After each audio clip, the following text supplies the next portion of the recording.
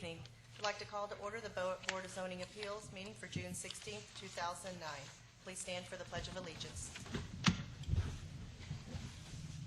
I pledge allegiance to the flag of the United States of America and to the republic for which it stands, one nation, under God, indivisible, with liberty and justice for all.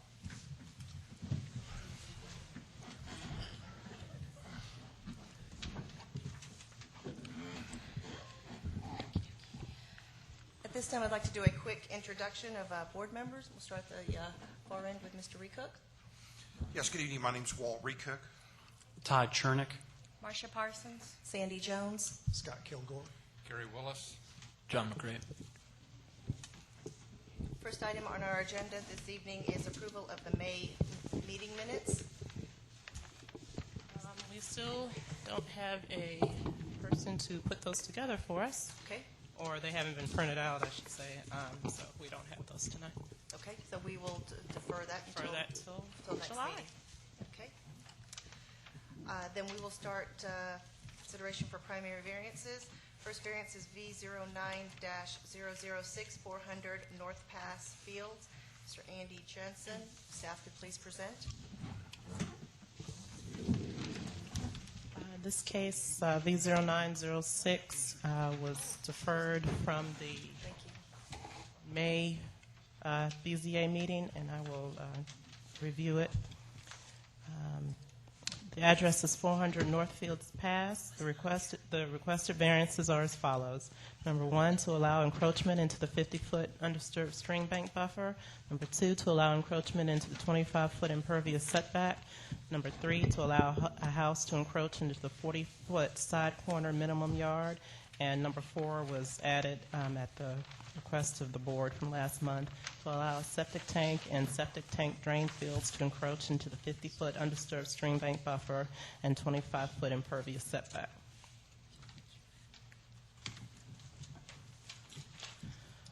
The site is an undeveloped lot on 1.25 acres in the Northfield subdivision. The property is zoned AG1 and is located in the Northwest Fulton overlay. The lot is at the corner of Hopewell Road and Northfields Pass. A stream meanders through the middle of the property, which presents difficulty for development. When the subdivision was platted in 2000, in unincorporated Fulton County, the state only required a 25-foot buffer along the stream. The city of Milton now requires a 50-foot understream buffer along streams, as well as a 25-foot impervious surface setback. The majority of the lot is now covered by the buffers and the impervious setback, leaving approximately 13,185 square feet for the house, deck, septic system, and driveway. The applicant, Andy Jensen, is applying for what is now a 4-part variance. Chapter 4, Article 6.5A1 states, an undisturbed natural vegetative buffer shall be maintained for 50 feet, measured horizontally on both banks, as applicable, of the stream, as measured from the point of rested vegetation. Chapter 14, Article 6.5A2 states, an additional setback shall be maintained for 25 feet, measured horizontally, beyond the undisturbed natural vegetative buffer, in which all impervious cover shall be prohibited. Grading, filling, and earth moving shall be minimized within the setback. Per Section 5.1.3 of the City of Milton zoning ordinance, the side corner setback of a lot is 40 feet. No structures should be placed in this area. And also, I will add the subdivision regulations, Article 6, Section 5.8.3 states that septic tanks and septic tank drain fields are prohibited from the 50-foot undisturbed stream bank buffer and the 25-foot impervious surface setback. Mr. Jensen has situated the house and driveway out of the 25-foot state buffer. The work that he is proposing will consist of, I don't know if this has been updated, let me see. It's originally 5,525 square feet of impervious surface. If you give me a check, I will check and see.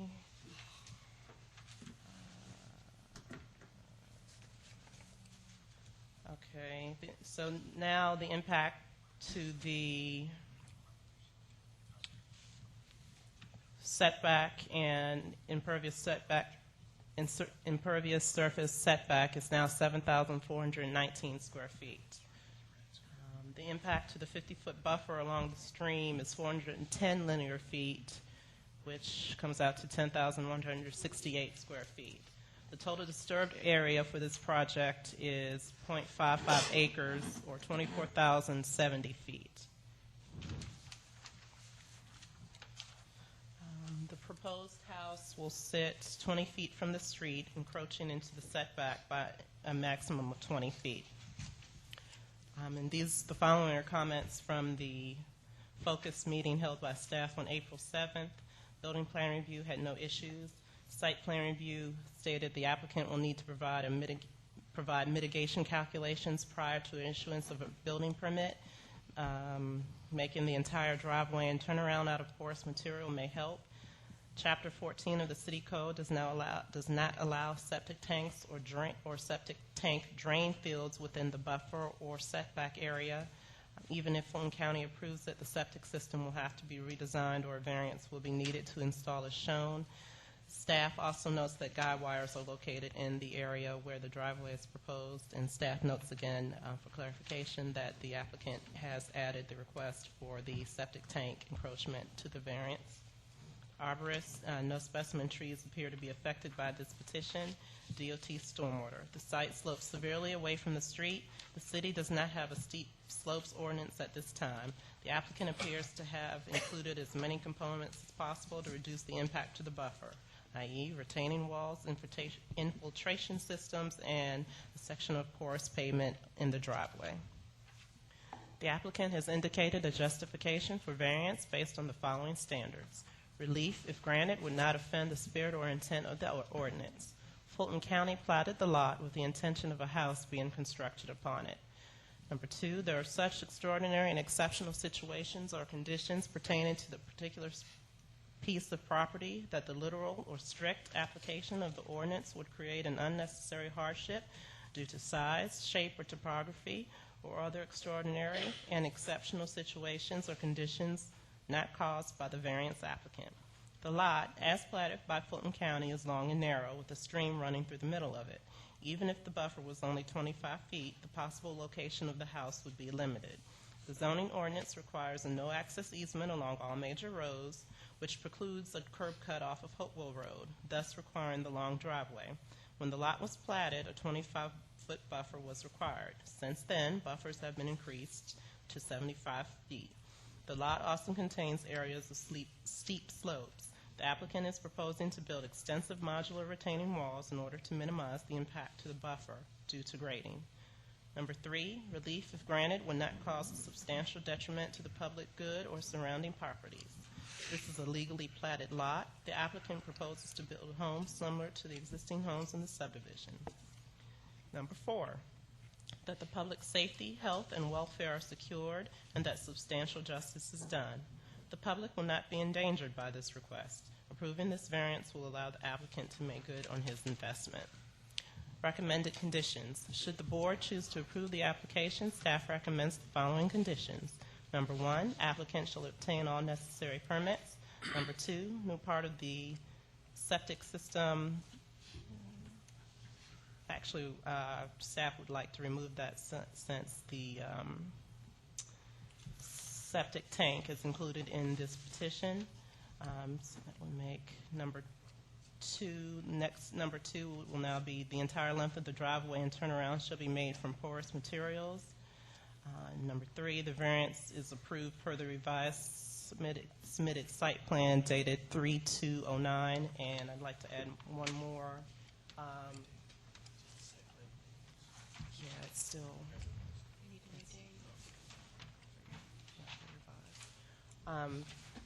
One more comment from staff, and that the applicant should install chain link fencing along the length of the buffer closest to the disturbance to prohibit encroachment into the buffer.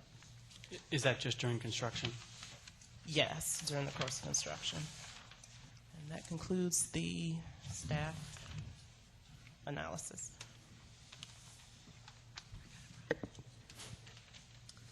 I would like to read into the record the considerations for primary variances. The Board of Zoning Appeals is a quasi-legal board composed of resident volunteers of the City of Milton.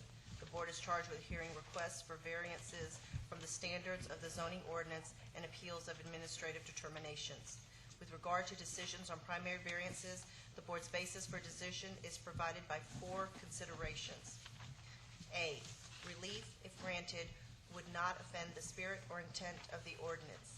And B, there are such extraordinary and exceptional situations or conditions pertaining to the particular piece of property that the literal or strict application of the ordinance would create an unnecessary hardship due to size, shape, or topography, or other extraordinary and exceptional situations or conditions not caused by the variance applicant. And C, relief, if granted, would not cause a substantial detriment to the public good and surrounding properties. And D, that the public safety, health, and welfare are secured, and that substantial justice is done. A sign variance may only be approved under the following circumstance: where existing foliage or structures bring about a hardship whereby a sign meeting minimum letter size, square footage, and height requirements cannot be read from an adjoining public road. At this time, are there any questions for staff? Can I make 2 corrections? Let's see. The new total impervious surface for the area of the project is 4,074 square feet. And also in the date that I gave you in the staff's condition, that should be, the site plan is dated 5/19/09. Could you please repeat the square footage change? This is for the impervious surface, and it's 4,074 square feet. Thank you.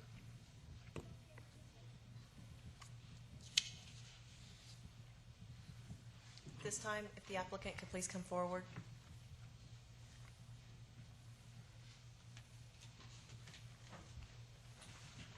I'm Ronnie Rodriguez. I reside at 3010 Hamilton Mill Road, Beaufort, Georgia. I'm here on behalf of the applicant, Andy Jensen. He's out of town with his elderly mother. We now have, since we've been here last time, the HOA approvals, which some of the board members on the HOA is behind me. We submitted them the new plan and did get their approvals. And that was from the recommendation of the board. No.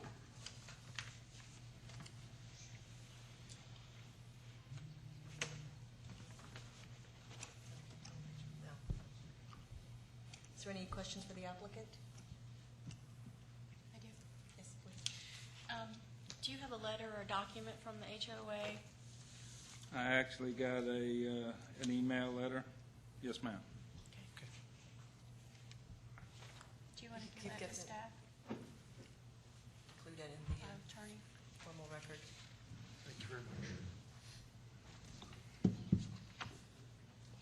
Any other questions for the applicant? Typically on a revised set of plans, you see clouds for the modifications. I don't see any clouds on here. Could you briefly describe the changes from the previous site plan? Okay. The first change was the restructuring or the relayout of the house. We had the garage facing North Hopewell Road, and in the HOA covenants, they required it face Northfields Pass. That was probably the main change. The driveway being made out of porous material, we had shown a section up at Northfields Pass. Now we've showed it all the way back to the turnaround, and that's the 2 major changes. Did you conduct mitigation calculations as a part of this plan revision? The civil engineer that actually drew up this plan has done some mitigation on this site plan, but obtaining the necessary permits and whatnot, he's going to finish some calculations on that. Okay. Can you clarify on this plan, house plan that's on this site plan 5/19/09, is this structure a full 2-story structure throughout the entire footprint? Yes, sir.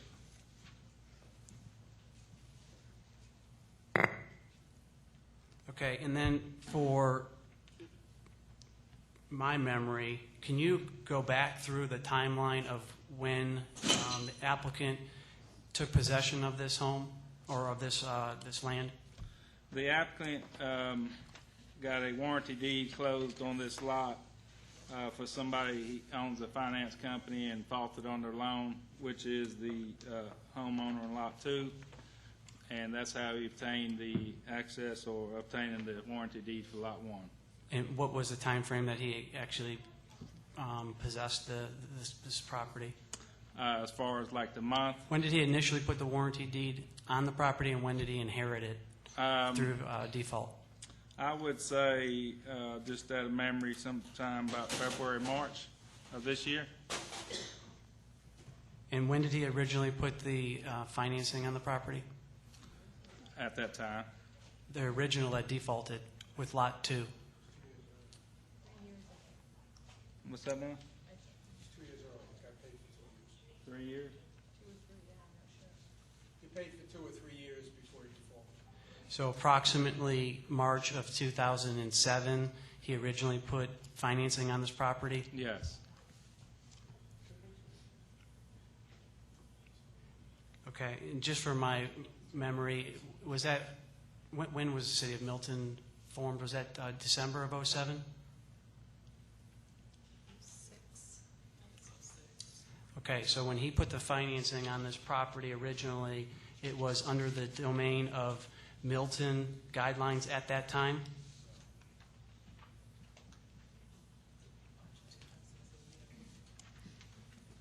Okay. Mr. Jensen or the previous owner? I thought we were, I Mr. assume we were talking Jensen about- financed the lot number 2 owner. He financed this property in, it sounds like, March of 2007. That owner defaulted, of which time that Mr. Jensen became Okay. owner of this property in March of '09. So when he originally put financing with lot number 2, that was under the domain and guidelines of the City of Milton. I believe so. If you're asking when the owner of Lot 2 purchased this piece of property, if I'm assuming that was March of 2007, so yes. Okay. Is that clear for the board? I believe, can I make a, Lot 2, when he purchased the residence, I believe at that time, he purchased Lot 2 and 1. Right.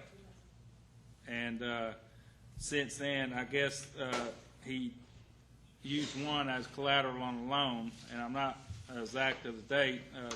Some of the board members, Mr. Luke and them back there, were saying 2 years ago.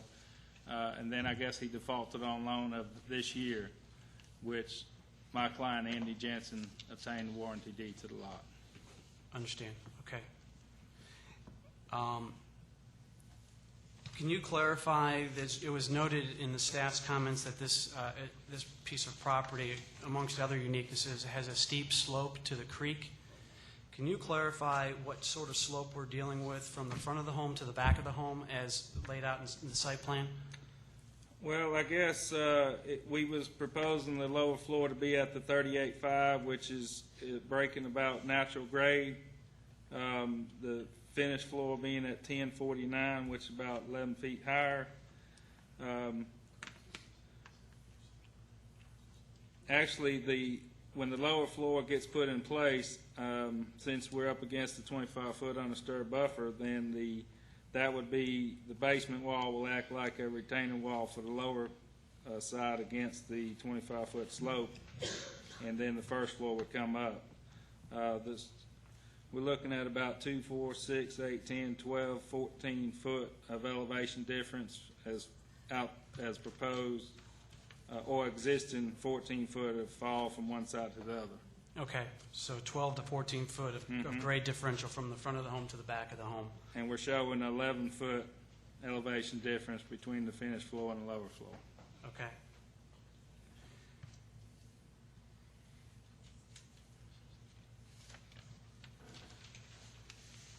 It bears noting, we discussed the septic issue in the last meeting. Yes. It looks with the site plan that was submitted that the septic tank itself is positioned in the 10-foot no access easement.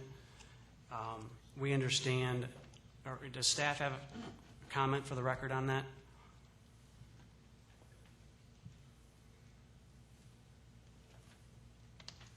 Yeah, we noted that this is the opposite of what we saw for last time, but what would happen, Fulton County wouldn't allow a permit for that unless it had a 10-foot separation between the system and the property line anyway. So at time of permitting, we would ensure that that was placed outside the 10 feet from the property line, and there is room to make that happen. Okay. And Jimmy, while I have you up here, there was also a staff comment regarding mitigation along the rear of the property. We've got about approximately 73-foot worth of home frontage along the back part of the property, with a mitigation area number 2 noted as looks like covering less than half of that area, and the back garage corner being right up against a 25-foot stream buffer. Staff commented, I believe you commented, regarding a requirement of a chain link fence to prohibit any impact to this 25-foot stream buffer. Can you comment on that? Okay, there's actually two components to this. Let me talk about the mitigation first. The mitigation that's shown is of a certain size, and that's basically variable. It'll depend what we actually have on the design when we permit it, so we'll be sure that we get details for that and calculations at the time of permitting. So the actual length could vary from what's shown on this plan. We'll still try to keep the impact minimized and so forth. The downspouts and so forth can be piped to it. As far as the corner of the building is shown extremely close to the buffer. The reason for the chain link is to put it up there, and that way there won't be any possibility. Well, it might be possible that somebody could run over the chain link fence, but at least there would be something solid that they would know that they can't cross that line. Otherwise, the difficulty of building that would be extreme, and I'd hate to have to do that myself, because you just can't construct something without having room to work around it. And they still may need to make some slight adjustments to that to make that actually work so that we don't get in the buffer. I'd hate to have to write them a ticket, knowing that I'm going to write them a ticket because it's so close. All right, and while I have you here, Jimmy, one of my questions was regarding the slope differential from the front of the home to the back. We heard that that's about a 12 to 14-foot drop. I also heard that the back wall of the home will function as a retaining wall for the basement. That would add to the complexity in that corner as well, given the foundation work there. I'd appreciate your comments regarding that. This back of the home is actually going to be That's the 12 foot retaining wall for lower, 12 to holding 14 foot lower than the front of the this wall home. will be Therefore, this is exposed, going to this serve, basement wall, you're going to have a raised basement. Because we're up against that. I believe most of the basements may be Exposed, yeah. Is what they propose. As we turn around, the water. Yeah, the anytime you wall have an gets shorter. exposed house like that, it's really easier to build. When it's open like that, that means you don't have to pour walls, and when you don't have to pour walls, there's a lot less work involved in getting something built. So if it is daylight, like you're saying, which I believe it is, it'll be a lot easier to build. You know, Well, that's my question. Will it be full daylight along the, below the garage? Or will it be a poured wall? No, that will not be daylight down there. As the house, well, daylight, yes, sir. Then as it's turning back, the wall will get shorter going back up the slope, yes. But below the garage, would that be a poured wall, or would that be, Well, I mean, like, A frame. well, I guess frame then. Frame wall, with it'd be daylight on that side, but nothing extruding over from there. Because that side of the house is not going to be, I guess, up against any, besides that wall line, that'll be most of the construction on that side. That will be daylight, that side. No, it won't. This side how won't. can you have daylight underneath a garage? You could do it. I've seen it done. So you're going to have a poured slab Let's above see. your head there. With 1038, Very let expensive. me see the contours. 2, 4, 6, 8, 10, it's 40. 1038. Well, the contour at the back side of the house is 1040, and the lower level is the 1038. So some of that, I would assume, would be daylight, but not all of it. Remember, above your, if that's the basement we're talking about, above Right. you is going to be the three-car garage. I guess leaving the three-car garage, it will not be daylight. As it goes to the back of the house, apparently, looking at the existing contours and the proposed grade, some of that will be daylight towards the back of the house. But most of it up around the garage does not look to be daylight. Okay, and the reason I'm trying to clarify this is I'm looking at impacts here on the site, and there's obviously going to be more impact if we have a poured foundation wall versus a frame. And since it's a garage, I think we're agreeing that it's going to be a poured wall there. Yes. I have a question for staff. In the 25-foot stream buffer behind the house and to the right, and also in the reserve area in the 50-foot stream buffer, what type of activity can happen in there? What vegetation? Can they have a pad if they have an access door? And I'm trying to think as a homeowner that might want a backyard or at least a side yard to be able to use. There'd be no trees there. Could they do any planting in the 25-foot buffer area? Can they plant in that area, landscape? Yes, you can plant in the buffer.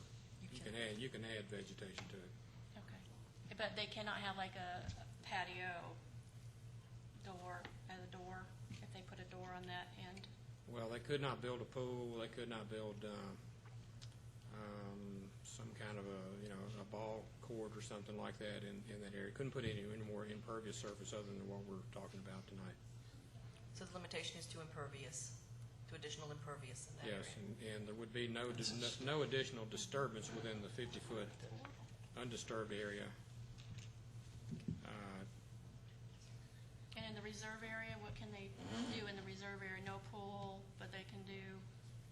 Well, they can landscape it like a they can normal landscape yard. it. The reserve area is to be used in the case that they need to use it in the future if the primary fails. And so if they have a door on either side of the deck, they can do a small pad or something there that's concrete? Or do they need to... Not concrete, as long as it's not impervious. Okay. They could do what's shown on this plan, and anything else they could put in vegetation, landscaping in that area. Thank you.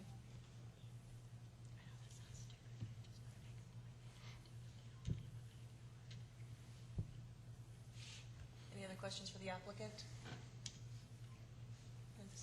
Thank you, sir. Thank you. At this time, I'd like to open the hearing up for public comment. If you could come forward, please, sir.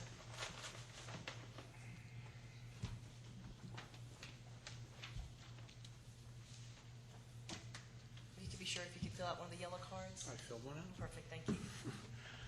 My name is Matt Luca. I'm president of Northfields Homeowners Association. I would just like to reinforce some of the things that Mr. Rodriguez has commented on.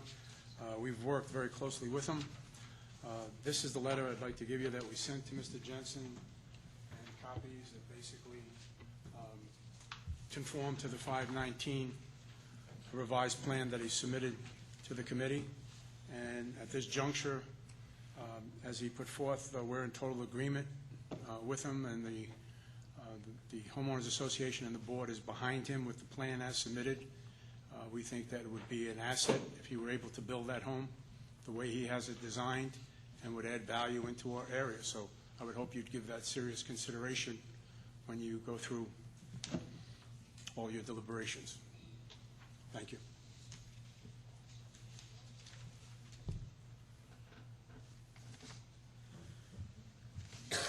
Any other public comment? Can I ask a question? Sure. You, sir. I just want to say thank you very much for the homeowners working with them. I'm sure you were a little bit under the gun to try to work things out on a time frame, but I want to say thank you very much. It always makes for a better situation where everybody in the community is working with each other. So thank you very much.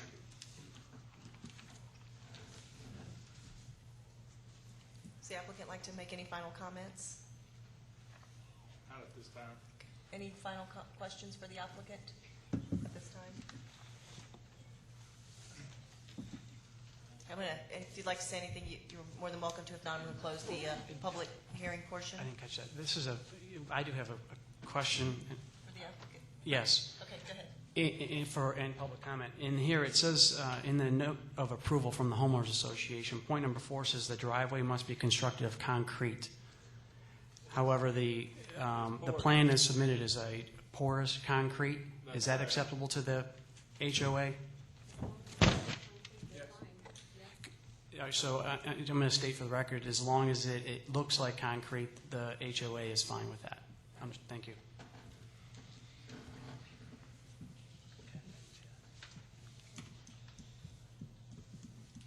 No other comments from the applicant? No other questions from the board? At this time, I'd like to close the public hearing.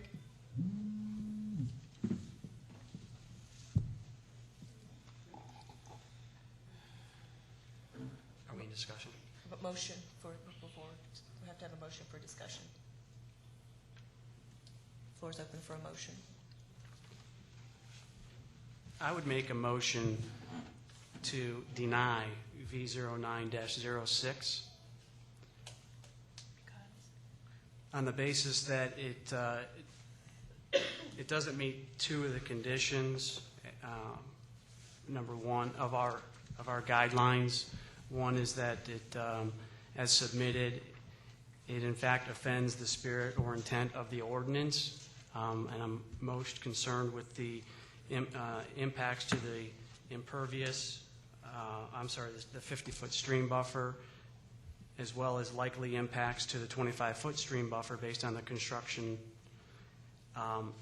Also, offending the spirit and intent of the ordinance as it relates to a 20-foot setback from a primary road, which is inconsistent with the surroundings. And the fact that it doesn't meet a second guideline of ours, which is it's not presented to minimize any detriment to the public good and surrounding properties because of the setbacks as noted, and the clearing which would be required across the entire frontage of Hopewell Road. Second. With a second, it's open for discussion. Yeah, I've got a discussion. Let's make sure I understand something. If I read what the second granting or second condition is, we have a case, an emphatic case, in which the applicant had nothing to do with creating the situation that they're in. They have a subdivided lot that was subdivided pre-stream buffer, that there was no stream buffer requirement back when the original subdivision was created. And their hardship is basically due to the size, shape, and topography of that lot. If this cannot be considered something that is right out of the textbook for why a variance should be granted, I'm not sure what is. And secondly, if the relief is granted would not offend the spirit or intent of the ordinance, well, heck, I've got the homeowners association saying they've got everything worked out and they're happy with what they've got. So for me to hear someone say that it's not working towards the spirit or intent of the ordinance has got me confused. And same thing with the relief. Would not be a substantial detriment to the public good and surrounding properties. Again, I've got the homeowners association saying that they're okay with it. So I don't understand the situation, and I mean, everybody has their opinion, but I would be voting for the contrary. Thank you.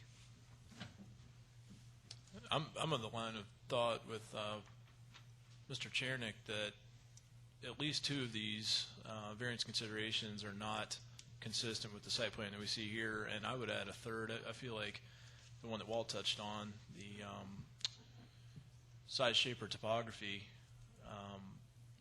and I guess maybe this is a question for the attorney.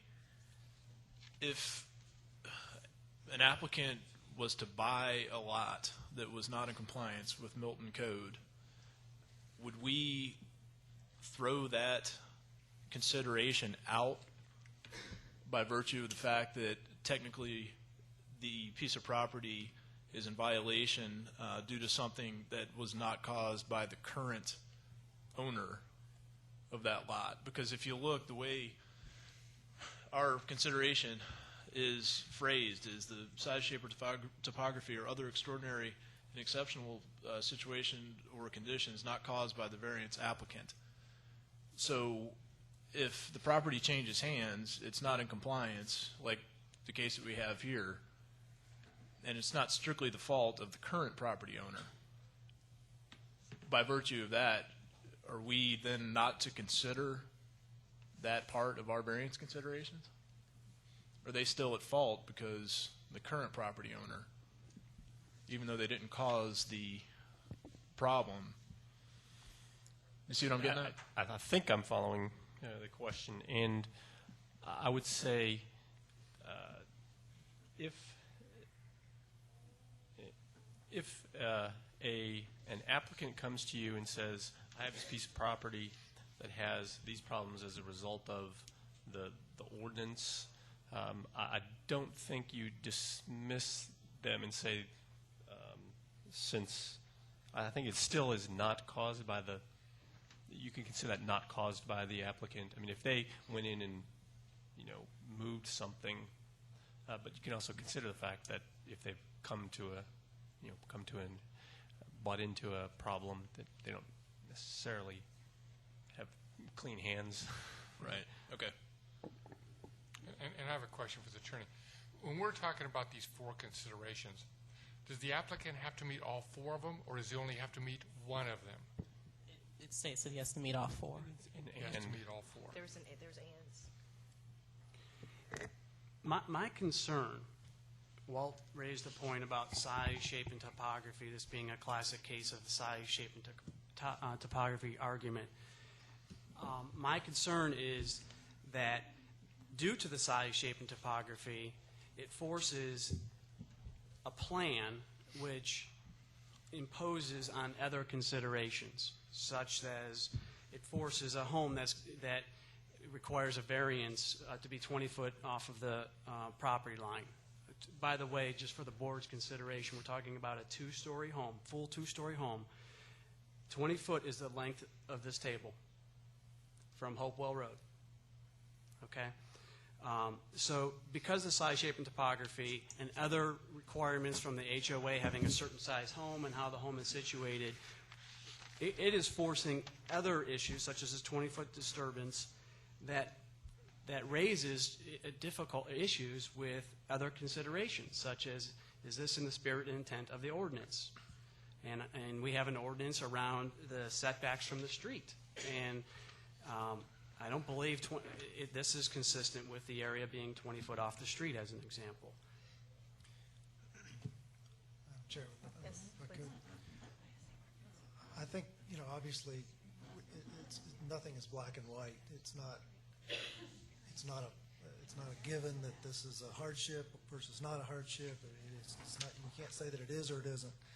But I think we can look at the degrees, both of the hardship, but also of the impact. The variance that's being requested is completely within the 75-foot impervious setback. The home, the driveway, which I understand that it's porous concrete, but I also understand porous concrete driveways, if they're not maintained, are not porous any longer.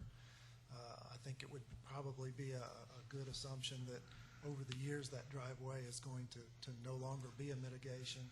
But what we have is an extreme, or at least a significant impact to the buffer, to the spirit and intent of that 25-foot strip there that is completely obliterated, or just almost completely obliterated by this plan. So therefore, there has to be an equal amount of mitigation, and I'm not convinced that we have an equal amount of mitigation to justify that significant or extreme of an impact to our ordinance. I tend to lean in the same direction that this is not a bad balanced situation. I think when we look at these in the past, we look at how much of an impact, how much mitigation. If we feel like there's a balance there, then we feel like the spirit and intent has been honored. But it doesn't feel like a balanced situation in this plan because it's such an extreme impact on our ordinance. I've got a question here. I appreciate your comment, I really do, but it's kind of funny. I'm accused of not working with the staff by criticizing what they recommend, and here it is the reverse role where they're saying this will meet our requirements and therefore it can be approved, and now I'm hearing the opposite. So I guess I can never be on any winning side from the standpoint of either working with the staff or not working with the staff, because obviously here is a plan that they say can meet the mitigation. And again, there's nothing this applicant did that, what else could you do to help develop and put a house on this lot? I don't know of anything else. And if I own that piece of property, I would sue to get the full use and benefit of the property that I own. I would think that I would hate for the city to spend money on defending this case for one house in one subdivision that you've got the homeowners agreeing to. I don't get it. Don't get it. Thank you. Mr. Raycook, I just caution you a little bit with your comments. We are a quasi-judicial board, and we need to keep our comments dealing with the matter at hand and not. What did I say that got us? I would just like to kind of echo some comments of Mr. Kilgore. I do think that there is a balancing act, and this is an interesting site in the fact that because of the way the buffer standards and the stream bank boundaries lie now, it does pose a challenge for the owner on where to put a house, on this. But, we are charged with this from the city of Milton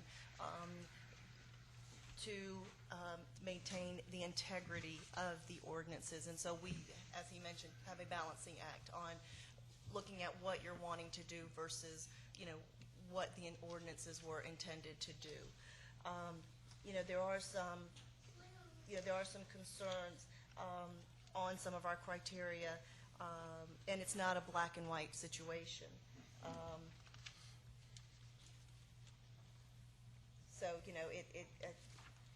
there's been some good comments and good discussion on this.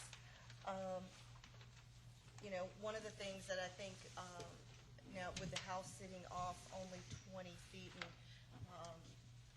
maybe so we've got public comment closed, maybe one of my fellow board members could clarify. Do you see anything, or if we've had any information on any type of landscaping or any type of vegetative buffering, et cetera, on the Hopewell Road side? My understanding was that this was purely a site plan. There's no elevations, no landscape plan that have been created to date. So that would be further on down the road, assuming this footprint was approved. I can maybe add a little comment to that.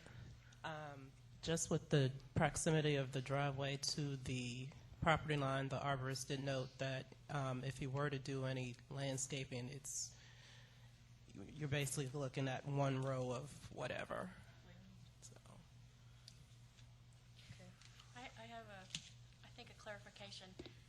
Staff did not do anything but recommend the following conditions. They did not approve this application. That's what the board is. Yeah, staff does not issue a opinion on approval or denial. Thank you. And I got a question. The distance the house is off the edge of the street, how many feet is that? According to site plans, what do you mean, the pavement itself? That's correct, the edge of the street. It's not noted on the plan. asking. It's 20 foot from the property line. I'd say about To the right-of-way 28 feet, Right to the right-of-way line or property line. just eyeballing it. Where is the road? Okay. Second question, if a row of trees are planted, what's the distance that a row could be planted nearest the drain field? That may be a question you may not be able to answer. I'm not sure.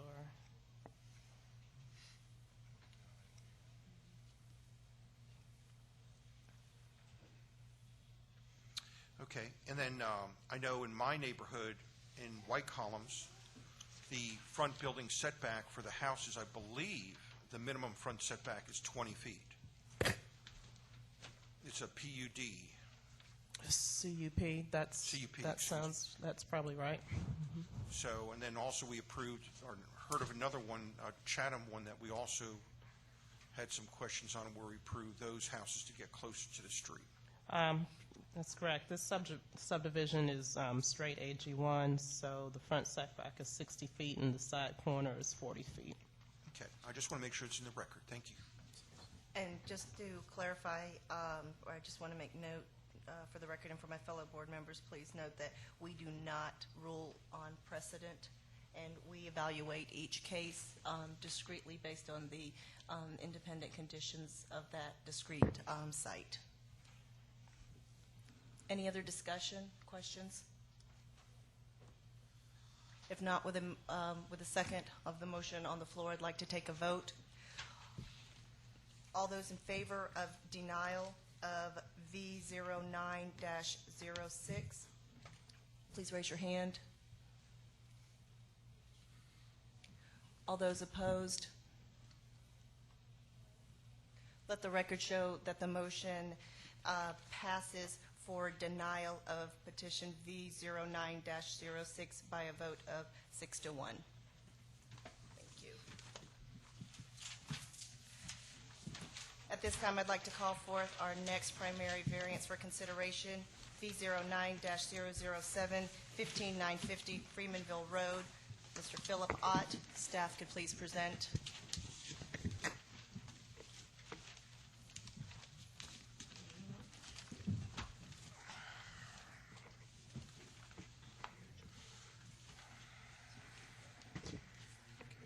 V09-007-15950 Freemanville Road. The requested variance is to allow a nonconforming accessory structure to be enlarged.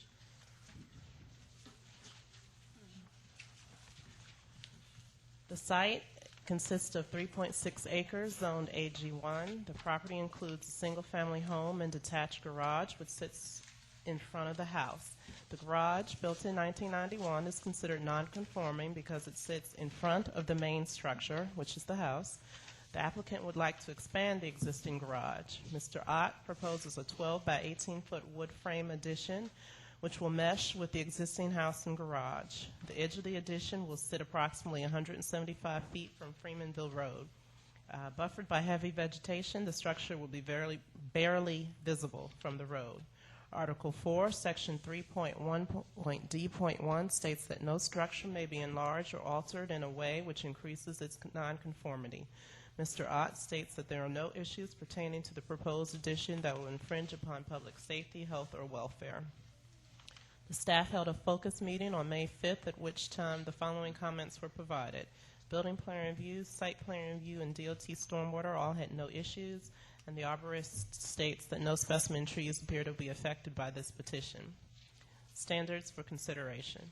The applicant indicated a justification for variance based on the following standards.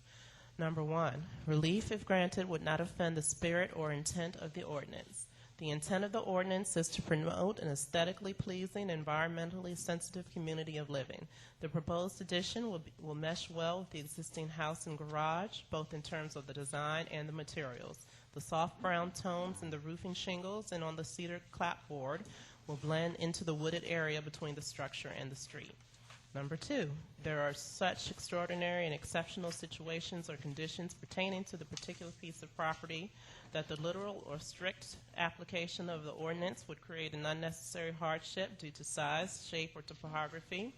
or other extraordinary and exceptional situation or conditions not caused by the variance applicant. The building of a separate structure to the left of the house would necessitate the positioning of the structure behind the rear building line. Building to the right or behind the house would require building another driveway and would entail the cutting down of a significant number of trees. Number 3, relief, if granted, would not cause a substantial detriment to the public good and surrounding properties. To the right of the property, the northeast, is the Georgia Power easement and power lines. To the left of the property, the southwest, there are 2 separate driveways leading to properties and houses to the north of the applicant's property. A wooded area of pines and hardwoods behind the applicant's house provides a screen between the applicant's house and garage and the adjoining properties. In any direction, the nearest house would be approximately 500 feet through a wooded area. Number 4, that the public safety, health, and welfare are secured and that substantial justice is done. The addition will not adversely affect the public safety, health, or welfare. The addition will allow the applicant to make the most of his property and the accessory structure. Recommended conditions. Should the board choose to approve the application, staff recommends the following conditions. Number 1, the applicant shall obtain all required building permits. Number 2, the materials for the expansion shall match the existing structure. This includes the staff presentation. Any questions for staff at this time? Is the applicant present? Mr. Ott, if you could please come forward. Hi, my name is Philip Ott. The address is 15950 Freemanville Road, Milton, Georgia, 30004. I'm very familiar with non-conforming traditions. I studied non-conforming traditions, but I was unaware that I had a non-conforming structure on our property until Angela informed me of that, and Angela has brought me up to date on what consists of a non-conforming structure. She has presented what I submitted as a letter of appeal. It seems to me that the proposed structure does warrant consideration for a variance. In fact, that's why you have variance, I think, to cover something like this, where it in no way offends or the ordinance, or there's a detriment to the property surrounding. So I'll be very willing to entertain any question. Any questions for the applicant? Oh, this is the talk about material. This is the softwood brown on the house and brown shingles. I said something about this being fairly visible. The first picture, the one on top, is a picture that was taken this morning, and you'd be hard-pressed, I think, to find the garage from the road. So the other one is in the middle. It was taken in March, and you can see the garage in March, but not in June. Yes. Yes, Ms. Recook. Mr. Ott, I'm looking at your plan, and you're showing a dimension from the edge of the right-of-way to the corner, the rear corner of the proposed addition to the garage. I presume that's your garage. Would the distance not be a shorter distance to the right-of-way if I looked at the front corner of the garage versus the rear corner as it relates to the edge of the right-of-way? What I'm concerned about is that you would be asking for 160 feet, and that may not fulfill your needs at this front corner. Just that distance to me looks like it possibly, maybe it's the same. Maybe the rate is changing, the same rate of change is occurring on the right-of-way line that this angle is, but it doesn't look like to me. This looks like a shorter distance to the front corner. Mr. Recook, I'm sorry, I drew those in, so he may not. He hasn't even seen those. I didn't do a tape measure. Okay. I'm just saying approximately 175 feet from the existing garage. So is the question that we're being asked, is it to grant a certain distance? No, I mean, it's not in the front setback or anything. It's not encroaching into the setback, so that's not the problem. It's just the fact that Non-conforming structure. the structure is not in the correct place in the first place, and he just wants to expand it, so. But I guess what I'm scared of is if we say it's to sites specific to this plan, I don't want to have a dimension there that if you're saying that we're going to build it according to this plan, that you can't build it to, is what I'm worried about. I don't think staff Okay. mentioned the site plan on this one, and, you know, that's for your, that was for your information more than But anything. as long as we don't make reference to the site Yeah. plan, I think we're No, okay. I don't think that was recommended. Madam Chair, I have a question for the applicant. Yeah, I gave you a figure 175 just looking at the site plan. Okay. And if we don't make reference to the site plan, or even if we did but didn't specify any distances, I think then they're just bound by that's the normal setback lines at that point, because we haven't specified anything. Right, I think the But request wouldn't is- it be in our interest to at least provide some boundaries to this? Well, you could He's you asked could for a say that 12 by he's 18 right. Yeah. You can use expansion. that. We should grant it as a 12 by 18 Correct, a expansion. specific dimension expansion. Yeah, you're Yes. right, you're right. That's a good catch. Yeah, that's what I'm doing, 12 Mr. 18. McCray? Sir, a note in your request for variance that you say that the relief if granted would not cause a substantial detriment to the public good and surrounding properties, and that the closest property is approximately 500 feet away from No, your property? I was saying that from the garage, probably the closest, not the property, but the closest house is approximately 500 feet through the woods Okay. from the garage. And in your unbiased opinion, they would not be able to see the area in question? Well, you could, we've got woods behind us, and so right now you can't see through the woods and see the house. There are two houses behind us, and, you know, When did you purchase the home, sir? we built the home in 1991. Okay, so you permitted it originally, and this was in compliance with, Well, the property was deeded to us, and we built the house, and there was no, yes, it was built by our builder, and there was no issue about a non-conforming structure. It just seemed the natural place to build. The house is elevated. If you look at the typography, you will see the house is elevated above the road, and it's just kind of natural to come in front of the house with a circular drive and put the garage there on the side. so were you made aware of the fact that this is a non-conforming structure when you attempted to expand? Is Yeah. that what brought it to your attention? Okay. Yes. You spoke with Angela? Angela called me and told me it was. I said, how can it be? I've been there for 30 years. You've been there for 30 years.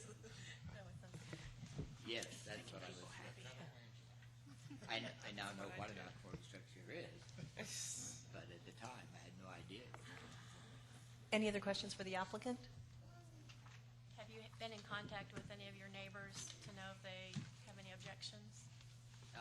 I've talked with two of our neighbors, and there's been no problem. I have not talked to people behind us, but they pass in and out their driveways. But I talked to the gentleman across the street from us, and then people to the right of us. But it's non-conforming because it's in front of the house, so the people behind you probably don't have a vested Right. interest. They're behind you, behind Yeah. the house. Yeah, they're behind the, yeah. Okay. Any other questions for the applicant? Thank you, Mr. Ott. Any public comment? If there is none. Mr. Ott, any final comments or anything you'd like to state before we close the public hearing? No, I think this is the kind of thing for which you have variance. This makes sense. Thank you. All right, at this time, public hearing is closed.